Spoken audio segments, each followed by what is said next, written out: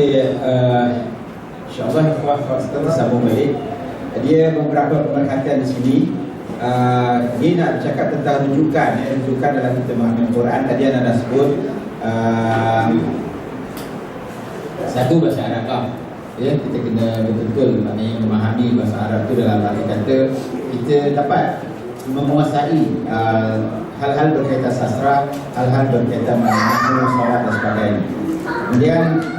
Kemudian kita buat berusaha untuk lakukan pendalilan ataupun mencari dalil secara yang tepat, apa alasan ya. Jadi sebab itu kita dapat apabila mempelajari maknanya hal-hal yang berkaitan dengan bahasa syariah dan sebagainya. Begitu juga maknanya menolak unsur-unsur takalluf. Ini yang paling anda rasa kita kena faham betul-betul ya. Menolak maknanya unsur-unsur takalluf, iaitu memberat-beratkan diri dan juga ta'assuf, itu ambil mudah. Dua ekstrim yang tidak sepatutnya berlaku dalam konteks kita maknanya memahami Al-Quran ataupun kita mengeluarkan hukum dalam Al-Quran. Banyak kes takalluf, memberat-beratkan. Misalnya dalam contoh hadis terlalu banyak disebut benda ni. Sebagai satu contoh, dalam hadis ada orang pergi beritahu kepada Rasulullah menunjukkan satu waktu dia puasa. Bila dia puasa tu, dia berjemur di panah supaya dia merasakan maknanya macam mana bahan panas tu, macam mana dahaga dan sebagainya, sampai dia berpeluh-peluh dan sebagainya. So orang beritahu kepada Rasulullah, Rasulullah kata itu tak betul.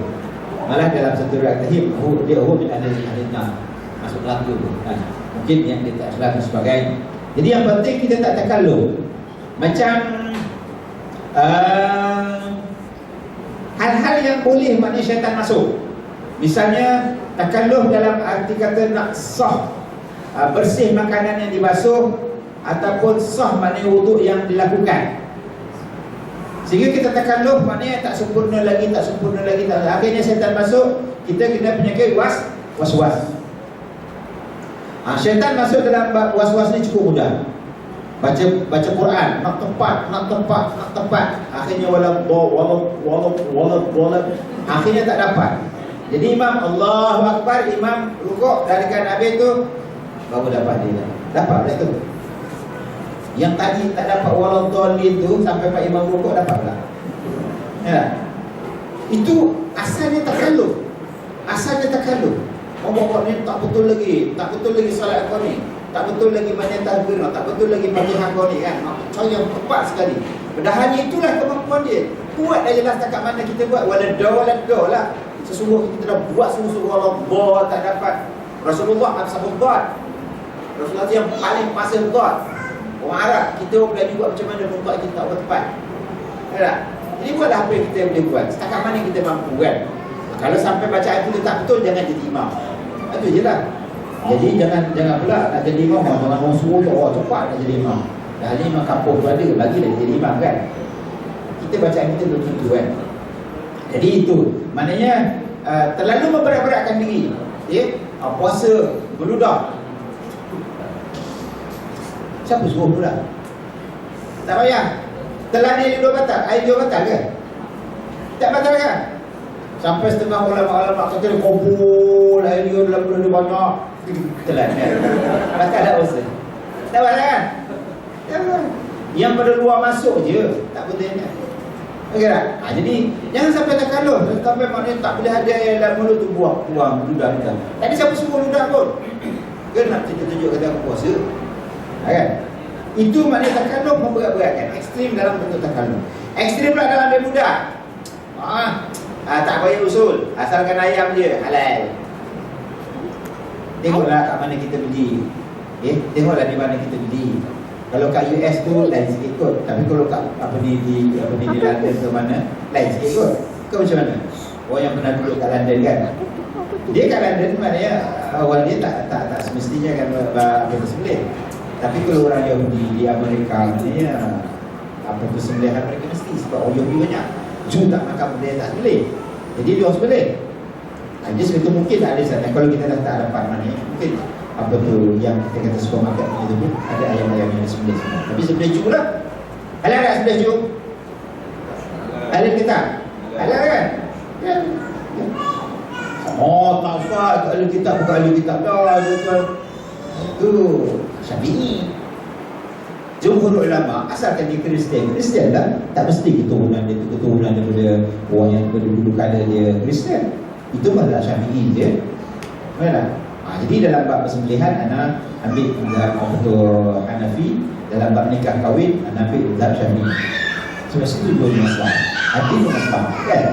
Okey, alhamdulillah. Jadi sebab itu maknanya menolak takalluf, dan juga maknanya menolak maknanya sifat ta'assuf. Ta'assuf ni maknanya ambil mudah kan? Tengok ayam, khalas. Tengok kambing, khalas. Tengok lembu, khalas.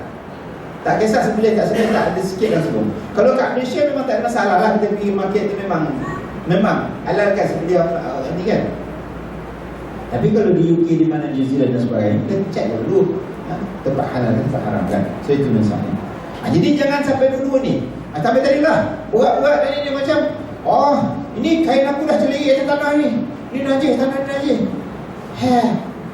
Baca kitab pekah lah. Kitab pekah kata al-ardu yuzifuha ma ba'dah. Mau buat kita tunjuk orang ni. Mana dah?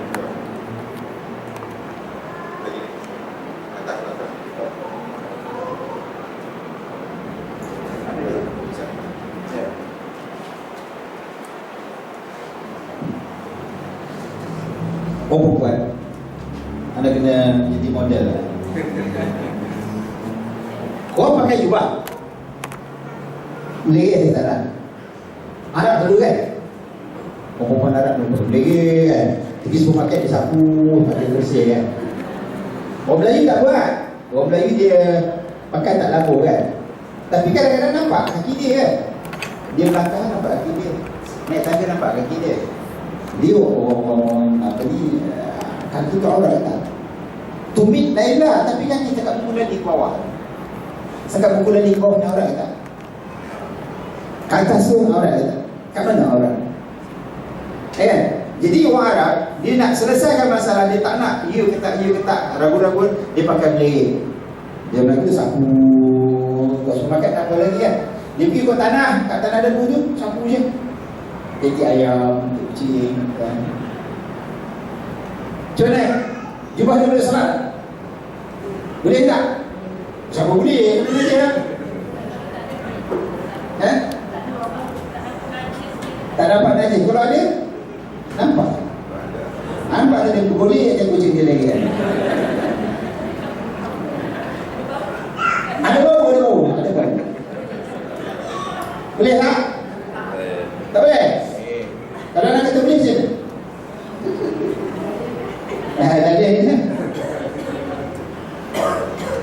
Dia bab yang macam ini, itu yang dikatakan masuk umum berbalua.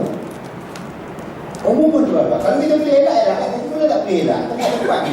Sebab itu orang Melayu, dia tu buat lagu tu, dia angkat sikit, nanti pakai stopeng, selesai masalah. Tapi tak pakai stopeng, kadang-kadang kita naik tangga, angkat tak nampak kan. Urat keting ni dah boleh masuk aurat kan. So, jadi sebagai orang Arab, dia pakai benda dalam kitab pekah, benda ni disebutkan, dia termasuk dalam umum balwa. Sebab dalam hadis dinyatakan, maknanya apabila dia berjalan tu, sini dia kena, lepas tu dia heret balik, tanah yang kemudian itu membersihkan apa yang kena tadi di belakang. Nampak tak? Itu dalam umum balwa. Tapi ada juga syaratnya. Kalau ada jalan yang baik, jalan yang ni, satu jalan yang kita ragu-ragu, kenapa pilih tempat ragu-ragu, ada jalan yang baik kan? Tapi dalam konteks dunia Arab, dalam konteks tu maknanya, memang kita dah pada masa kita kat kampung, kita kat bandar ni mungkin tak orang nampak sangat kan dunia kepulauan, tapi kat kampung, kat dunia Arab sebenarnya ya. Jadi sebab itu dalam konteks ini, dalam umumul balwa, benda yang seperti ini dia agak dimaafkan. Nampak tak? Ya, dimaafkan. Semua mazhab kan? Cuma ada di antara yang ketat dan yang ketat lah. Jadi konsepnya, kita tidak terlalu memudah-mudahkan hukum Allah Ta'ala dan tidak terlalu membayar-bayarkan. Ya, sampai kat masjid, anda selalu perhati, bila sampai kat masjid, dia pergi kat pipe tu, dia basuh habis setahun dia pergi, satu jengkal, dia punya kain, basuh habis tu dia pulang-pulang baru dia masuk masjid. Because apa? Dia kata kat jalan ni banyak kencing lah, bola, dia bulat dan lain-lain. Kosong. Itu termasuk dalam umum balwa. Dan kalau sampai kita tak yakin dengan solat kita dan sebagainya, mestilah kan. So, itu yang kita maksudkan. Jadi dalam konteks ini, selagi dia termasuk dalam umum balwa, dia tidak dikira dosa dan dikira sah, dimaafkan. Dia tak kata tak ada najis, tapi dia kata dimaafkan. Dia tak kata salah, tapi dimaafkan. Okey, buat tumbuk, salah tak? Salah, tak apalah, maafkan kita. Berdosa tak lagi dia? Tak ada dosa dah. Sebab saya dah maafkan dia. Ini pun Allah Ta'ala dah maafkan, jelas. Kalau manusia maafkan kita terima, kenapa Allah Ta'ala maafkan kita tak terima? Itu masalahnya kan. Al-Wara', itu cerita lain. Jadi dalam konteks Al-Wara', situ cerita lain lah, insyaAllah. Jadi ya khawat, ada just nak membawa berdidik kepada ikhwah dan akhwat sini supaya kita jangan sampai kepada takalluf, jangan sampai kepada ta'assub. Takalluf memberat-beratkan diri kita. Jangan sampai terlalu maknanya meringan-ringankan sangat. Basuh daging kan. Ini anda tengok setinggi ni. Masuk daging. Dah dia potong masak kari dia lebih-lebih lalu cici-cici kan. Basuh dia kena ramah dia, selagi ada merah dia ramah. Ni jernih putih tu baru dia kata selesai. Habis dah, tak kasi. Rasa macam makan sampah. Nampak tak? Ada yang tak kisah langsung pula lah. Jadi kita ambil tengah-tengah. Basuh seketul, lepas tu potong lah. Kalau rasa lagi tak ada, siram lah, cukup. Jangan merah lagi dia sampai putih. Tak ada apa dah rasa dia kan. So tu dia. Jadi di situ maknanya jangan sampai ta'assub, jangan sampai takalluf. Dalam kita memahami kitab Allah Subhanahu Wa Taala. Okey. Dalam kita nak memahami sunnah pula, maknanya kita kena memahami dia kepada rijal, orang-orang yang mampu memahami hadis, rijalul hadis insya-Allah. Dan maknanya untuk menentukan mana hadis sahih, mana hadis yang status hadis itu. Dalam konteks kita sekarang ni, kita dah tak susah benda ni. Kita dah ada Sahih Bukhari, kita dah ada Sahih Muslim, kita ada Sunnah Sittah. Ulama-ulama sudah menyatakan bagaimana penilaian mereka terhadap Sunnah Sittah. Yang di antara mereka ada mengatakan ma ba'dal Qur'ani illa Sahih Al-Bukhari. Ini ulama-ulama kita mengatakan tidak ada yang sesahih selepas Quran, tiada yang sesahih Sahih Bukhari. Nampak tak? Dan yang kedua jauh Muslim. Jadi kalau kita dah kata Bukhari kata yes, Bukhari kata maknanya betul hadis ini hadis sahih. Kecuali apabila kita ni seorang rajil hadis, ulama hadis, kita pakar hadis, kita dapat buktikan bahawa apa dalam Bukhari itu hadis yang tak sahih. Apa sebabnya, itu cerita lain. Tapi bagi kita orang awam sekarang ni, setakat apa yang kita faham, apa yang terdapat dalam Bukhari adalah yang terkuat dan bersudut keabsahannya. Kemudian baru datang Muslim, hadis Muslim dan seterusnya insyaAllah. Jadi bagi kita nak mengetahui, memahami maknanya kesahihan satu hadis macam mana kita faham, kita pergilah membaca maknanya pada rijal siqat, orang-orang yang boleh dipercayai, terutama sekali dalalahnya ataupun yang memahaminya. Kita ada sekarang ni ulama-ulama kategori macam Al-Albani dan sebagainya. Itu juga maknanya Syekh Muti'i, Cumanya kalau Syekh Muti'i itu orang kata berapa dia tinggal hadis yang sebab dia terlalu syadid untuk menentukan. Ala kulli hal, kita ada ulama yang mengkaji ilmu hadis dan kita boleh maknanya menerima pandangan-pandangan mereka, bagaimana penafsiran mereka terhadap satu hadis, insya-Allah. Ini yang kita nak dalam kita nak mentafsirkan ataupun nak memahami hadis Rasulullah SAW.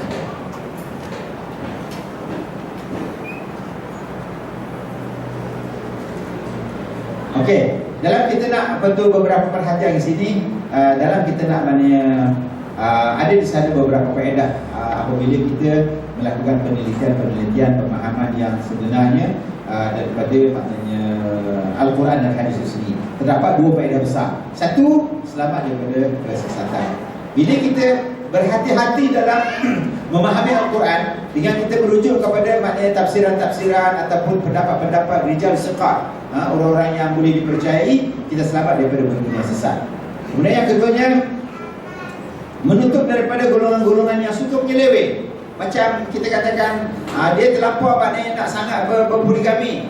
Fankihu ma tabalakum minan nisa'i matna wa thulatha wa ruba'. Masna wa thulatha wa ruba'. Kalau tak tu baru satu. Try dulu 2 terus. Tak ada lagi 3, tak ada lagi 4. Tak ada lagi 4 tu baru balik 1 balik. Itu tafsiran orang yang gila poligami lah kan. Tak ada orang bertafsir. Ataupun orang tafsir waktu dengan pentafsiran yang jauh daripada dikehendaki. Pokoknya macam kita katakan tadi ulama-ulama mutatarif, penyeleweng ataupun maknanya golongan pelampau yang mengatakan maknanya wa'bud rabbaka hatta ya'tiyakal yaqin. Sembahlah Tuhanmu. Maknanya sembah Tuhanmu hatta ya'tiyakal yaqin. Sampai ada yang yakin. Bila dah dapat yakin tak payah harap. Itu penafsiran yang tidak tepat.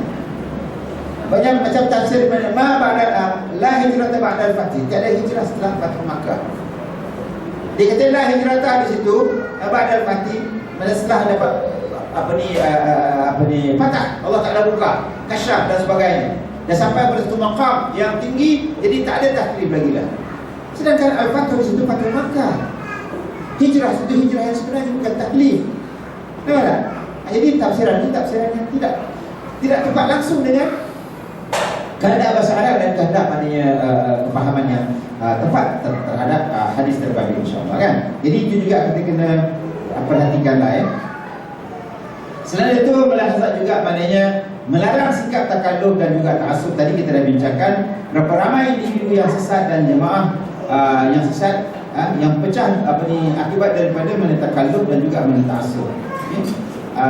Tidak berpada dengan pengertian-pengertian yang jelas, terang dan mudah dipahami. Sederhana cara kita berpegang dengan Allah Ta'ala. Jadi ikhwan sekalian dan akhwat, maknanya dalam berpegang hukum Allah Ta'ala, hadis Rasulullah, Quran, Sunnah, kita mengambil sikap yang sederhana. Cuma sederhana yang kita kata jujur lah. Wasatiyah ni kena jujur. Najib pun wasatiyah juga, tapi apa wasatiyah dia tak tahulah. Jadi kadang-kadang bila pemimpin tu jadi wasatiyah, kita ulama. Okay, insyaAllah kita bersambung balik. Dia beberapa pemerhatian di sini. Dia nak bercakap tentang rujukan. Rujukan dalam kita memahami Quran. Tadi anda dah sebut satu bahasa Arab lah. Ya, kita kena betul-betul maknanya memahami bahasa Arab itu dalam arti kata kita dapat menguasai hal-hal berkaitan sastra, hal-hal berkaitan makna, solat dan sebagainya. Kemudian kita buat berusaha untuk melakukan pendalilan ataupun mencari dalil secara yang tepat, apa alasan ya. Jadi sebab itu kita dapat pada mempelajari maknanya hal-hal yang berkaitan dengan bahasa syariah dan sebagainya. Begitu juga maknanya menolak usul-usul takalluf. Ini yang paling anda rasa kita kena faham betul-betul ya. Menolak maknanya usul-usul takalluf, iaitu memberat-beratkan diri dan juga ta'assub, itu ambil mudah. Dua ekstrim yang tidak sepatutnya berlaku dalam konteks kita maknanya memahami Al-Quran ataupun kita mengeluarkan hukum dalam Al-Quran. Banyak kes takalluf, memberat-beratkan. Misalnya dalam contoh hadis terlalu banyak disebut benda ni. Sebagai satu contoh, dalam hadis ada orang pergi beritahu pada Rasulullah menunjukkan satu waktu dia puasa. Bila dia puasa tu, dia berjemur di panah supaya dia merasakan maknanya macam mana bahan panas tu, macam mana dahaga dan sebagainya, sampai dia berpeluh-peluh dan sebagainya. So orang beritahu pada Rasulullah, Rasulullah kata itu tak betul. Malah dalam satu riwayat tahib dia min ahli masuk neraka kan. Mungkin yang dia tak ikhlas dan sebagainya. Jadi yang penting kita tak takalluf. Macam hal-hal yang boleh maknanya syaitan masuk. Misalnya takalluf dalam arti kata nak sah bersih makanan yang dibasuh ataupun sah maknanya wuduk yang dilakukan. Sehingga kita takalluf maknanya tak sempurna lagi. Akhirnya syaitan masuk, kita kena penyakit was-was. Syaitan masuk dalam was-was ni cukup mudah. Baca Quran, nak tepat. Akhirnya walau akhirnya tak dapat. Jadi imam Allahu Akbar, imam rukuk dah dekat Nabi tu, baru dapat dia. Dapat dah tu. Yang tadi tak dapat walau dhalin tu sampai Pak Imam rukuk dapat pula. Ya. Itu asalnya takalluf. Bawa ni tak betul lagi solat kau ni, tak betul lagi banyak takbir, tak betul lagi Fatihah kau ni kan. Cara yang tepat sekali. Padahalnya itulah kemampuan dia. Buat dah jelas takat mana kita buat. Waladoh lah. Sesungguhnya kita dah buat sungguh-sungguh Allah tak dapat. Rasulullah bersabda Rasulullah tu yang paling pasal God. Orang Arab, kita boleh buat macam mana membuat kita tak buat tepat. Tak? Jadi buatlah apa yang kita boleh buat. Setakat mana kita mampu kan. Kalau sampai bacaan kita tak betul, jangan jadi imam. Itu je lah. Jadi jangan pula nak jadi imam. Jangan orang suruh cepat nak jadi imam. Dah ni imam kampung tu ada, lagi dah jadi imam kan. Kita bacaan kita belum tentu kan. Jadi itu maknanya terlalu memberat-beratkan diri. Puasa berludah. Siapa suruh berludah? Tak payah. Telan air dua batal. Air dua batal ke? Tak batal kan? Sampai setengah ulama-ulama kata dia kumpul air dia dalam bulan dia banyak. Telan kan? Batal tak puasa? Tak batal kan? Yang pada luar masuk je. Tak betulnya. Okey tak? Jadi jangan sampai terkalur. Sampai maknanya tak boleh ada yang dalam mulut tu buang ludah kita. Tadi siapa suruh ludah pun? Ke nak tunjuk kata aku puasa? Kan? Itu maknanya terkalur memberat-beratkan. Ekstrim dalam bentuk terkalur. Ekstrim pula dalam dia mudah. Tak payah usul. Asalkan ayam je halal. Tengoklah kat mana kita beli. Tengoklah di mana kita beli. Kalau kat US tu lain sikit kot. Tapi kalau kat di London tu mana lain sikit kot. Kau macam mana? Orang yang pernah duduk kat London kan. Dia kat London maknanya awal dia tak semestinya kan bersembelih. Tapi kalau orang Yahudi di Amerika maknanya apa persembelihan mereka mesti sebab orang Yahudi banyak. Jum tak makan benda tak boleh. Jadi dia harus boleh. Jadi sebetulnya mungkin ada sana. Kalau kita dah tak dapat mana mungkin apa tu yang kita kata supermarket itu pun ada ayam-ayam yang disembelih semua. Tapi sebelih jum lah. Halal tak sebelih jum? Halal kita? Halal kan? Ya. Tak Ustaz, ahli kitab bukan ahli kitab dah. Itu Syafi'i. Jumhur ulama asalkan dia Kristian lah, tak mesti keturunan dia keturunan daripada orang yang dulu kala dia Kristian. Itu mazhab Syafi'i je. Mana? Jadi dalam bab persembelihan ana ambil mazhab Hanafi, dalam bab nikah kahwin ana ambil mazhab Syafi'i. Sebab situ dua masalah. Hati pun masalah kan? Okey, alhamdulillah. Jadi sebab itu maknanya menolak takalluf dan juga maknanya menolak maknanya sifat ta'assuf. Ta'assuf ni maknanya ambil mudah kan. Tengok ayam khalas, tengok kambing khalas, tengok lembu khalas. Tak kisah sembelih tak sembelih, tak ada sikit dan semua. Kalau kat Malaysia memang tak ada masalah lah. Kita pergi market tu memang halalkan sembelih ni kan. Tapi kalau di UK, di mana New Zealand dan sebagainya, kita check dulu tempat halal dan tempat haram kan. So itu masalahnya. Jadi jangan sampai dua-dua ni. Sampai tadi lah buat-buat dan ini macam ini kain aku dah celik atas tanah ni. Ini najis, tanah ni najis. Baca kitab pekah lah. Kitab pekah kata al-ardu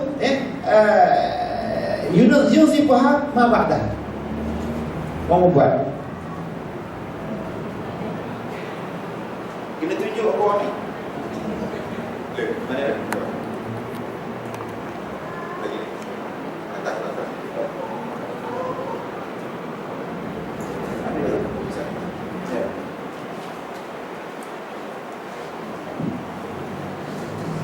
Perempuan anda kena jadi model lah. Kau pakai jubah boleh tak nak? Arab dulu kan? Perempuan Arab dulu boleh kan? Pergi supermarket dia sapu, dia bersih kan? Orang Melayu tak buat. Orang Melayu dia pakai tak labur kan? Tapi kadang-kadang nampak kaki dia kan? Dia melangkah nampak kaki dia, naik tangga nampak kaki dia. Dia orang apa ni, kaki tu aurat tak? Tumit lain lah, tapi kaki cakap buku lali ke bawah. Cakap buku lali ke bawah ni aurat tak? Kat atas tu aurat tak? Kat mana aurat? Kan? Jadi orang Arab, dia nak selesaikan masalah, dia tak nak ya ke tak, ragu-ragu, dia pakai blade. Dia bilang tu sapu, kat supermarket tak apa lagi kan? Dia pergi ke tanah, kat tanah debu tu, sapu je. Teki ayam, kucing kan. Macam mana? Jubah dia boleh salat? Boleh tak? Siapa boleh? Boleh je kan? Tak dapat najis. Kalau ada, nampak? Nampak ada boleh ada kucing dia lagi kan? Ada bau? Ada bau? Boleh tak? Tak boleh? Kalau nak kata boleh macam mana?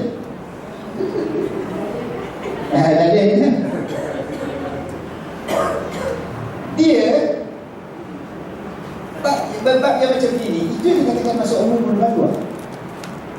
Umum berlaku. Kalau kita boleh elak, kita boleh tak boleh elak. Kita tak buat ni. Sebab itu orang Melayu. Dia tu buat lagu tu, dia angkat sikit, nanti pakai stokeng, selesai masalah. Tapi tak pakai stokeng, kadang-kadang kita naik tangga, angkat tangan nampak kan. Urat keting ni dah boleh masuk aurat kan.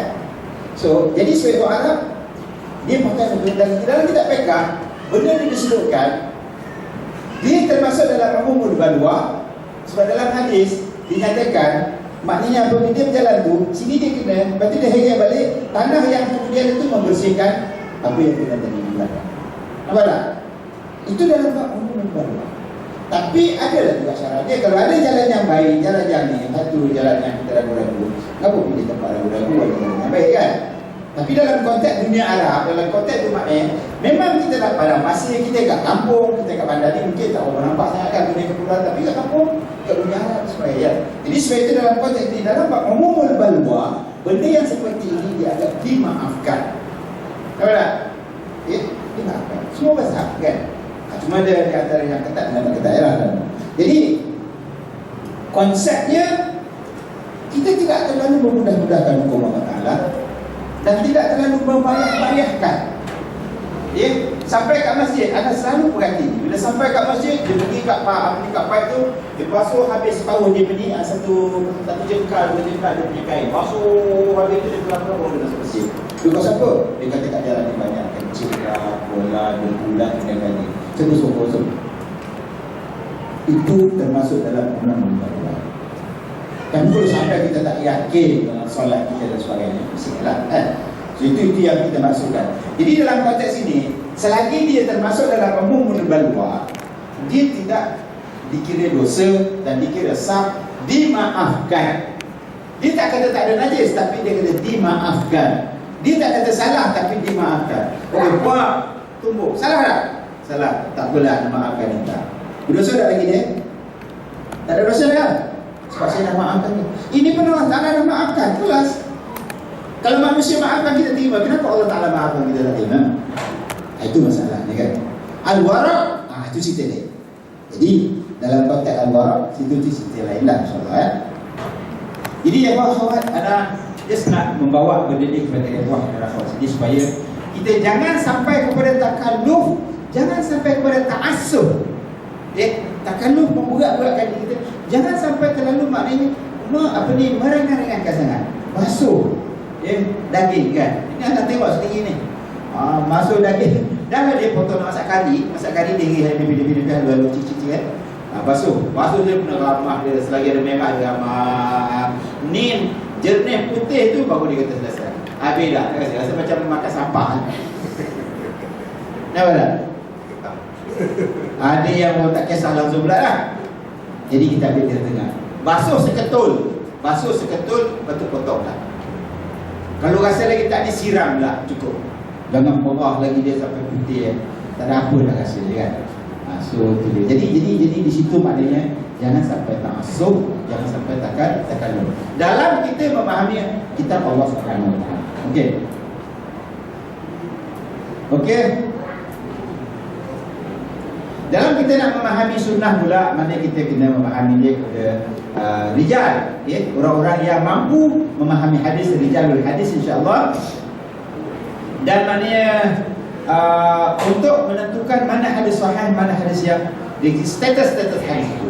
Dalam konteks kita sekarang ni, kita dah tak susah benda ni.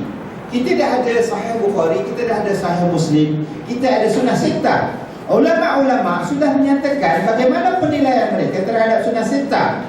Yang di antara mereka ada mengatakan ma ba'dal Qur'ani illa Sahih Al-Bukhari. Ini ulama-ulama kita mengatakan tidak ada yang sesahih selepas Quran, tiada yang sesahih Sahih Al-Bukhari. Nampak tak? Yang kedua jauh Muslim. Jadi kalau kita dah kata Bukhari kata yes, Bukhari kata maknanya betul hadis ini hadis sahih. Kecuali apabila kita seorang rajil hadis, ulama hadis, kita pakar hadis, kita dapat buktikan bahawa apa dalam Bukhari itu hadis yang tak sahih. Apa sebabnya, itu cerita lain. Tapi bagi kita orang awam sekarang ni, setakat apa yang kita faham, apa yang terdapat dalam Bukhari adalah yang terkuat daripada sudut keabsahannya. Kemudian baru datang Muslim, ya, hadis Muslim dan seterusnya, insyaAllah. Jadi bagi kita nak mengetahui, memahami maknanya kesahihan satu hadis macam mana kita faham, kita pergilah membaca maknanya pada rijal siqat, orang-orang yang boleh dipercayai, terutama sekali dalalahnya ataupun yang memahaminya. Kita ada sekarang ni ulama-ulama kategori macam Al-Albani dan sebagainya. Itu juga maknanya Syekh Muti'i, ya. Cumanya kalau Syekh Muti'i itu orang kata berapa dia tinggal hadis Al-Quran, ya, bagi terlalu syadid untuk menentukan. Ala kulli hal, kita ada ulama yang mengkaji ilmu hadis dan kita boleh maknanya menerima pandangan-pandangan mereka, bagaimana penafsiran mereka terhadap sebuah hadis, insyaAllah. Ini yang kita nak dalam kita nak mentafsirkan ataupun nak memahami hadis Rasulullah SAW.